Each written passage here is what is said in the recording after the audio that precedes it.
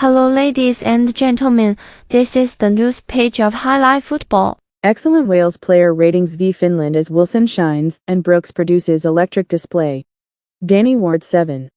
Collected a couple of troubling crosses and generally looked relatively assured given his lack of match action this season. Didn't have a huge deal to do, mind you. Connor Roberts 7. Made some decent defensive interventions early on and benefited from having David Brooks in front of him on the wing. Chris Meffam 7. Was generally very composed and assured, although he did gift one pass to Team Upuki in the first half to court some danger. Joe Rodden 8. Steady as you like from a dependable operator. Probably the pick of the bunch out of the three central defenders at the back. Ben Davies 7. Unlucky to see the ball slide past him and Meffam for Puki's goal, but very good again otherwise. Thought he'd scored a header but it was adjudged not to have gone over the line. Nico Williams 8. Caused Finland issues bombing up that left flank and took his free kick superbly, rifling it into the top corner for Wales' second. Ethan Mpadu 7.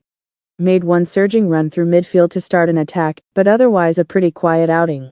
Did slot through a lovely pass to Kiefer Moore late on, a chance which the striker missed. Showed his class later on with a good range of passing. Jordan James 7.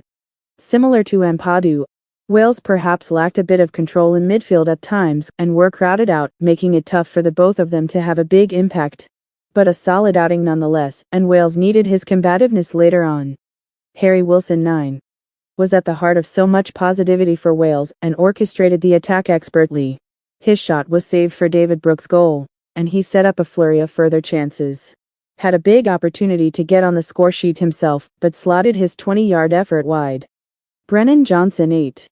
Was a crucial part of that front three pendulum. His 1-2 with Wilson set up Wales first, while he won the free kick for Williams' goal. Was in the right place to turn home the third, too. David Brooks 8. Produced some moments of magic early on and caused Matti Peltola a number of issues. Took his goal well, with a well-controlled volley, and set up Johnson, after the break. More than justified his selection. Subs. Kiefer Moore 7 was played in by Mpadu after coming on but spurned the 1v1, hitting it straight at Lucas Hrdecki. But he was an impactful sub and added another dimension to the attack. Daniel James 8 stretched the game late on and provided Wales with an outlet when it broke up. Had one curled shot saved before he pounced on a finish error well, of course, and rounded not just the for me, keeper for to the notch the players. fourth. They're the ones who work so hard for it, the staff, but the supporters. It's fantastic. It is that transition. It is that transition. What I mean by that is we qualified in 2016 against all the odds, got the semi-finals, but because of the success of that, has enabled us to invest the money and give us the opportunity to qualify for the next Euros, which is what we did. Again, work in progress. We qualified against all the odds for a World Cup. Disappointed when we got there, but again, it's stepping stones. We've gone forward 2, back 1. Wales have been in a few playoffs before, and none were ever as big as the last time around when Wales needed to beat Austria and then Ukraine to qualify for the World Cup.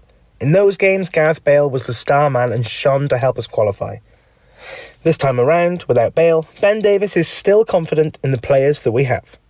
It's different times, I guess. We don't have Gareth Bale this time. That's obviously a big loss for Wales. He's probably our greatest ever player. So, yeah, it's different, but that doesn't mean that there's any different feeling within the camp. We got a very motivated group, boys that have been there before, boys that have experience, and some boys who are playing at the top of their game. So, yeah, we're more than confident in the squad that we've got. Wales are often the underdogs and usually play better when we're up against it. This time against Finland at home, though, we're arguably the favourites. That can put pressure on a team. But Rob Page says that Finland are a good, solid team and Wales will need to be at their best if they're to come away with a win. We know they're going to be a big physical team and they will pose a threat. The front three are very good. They work really well together.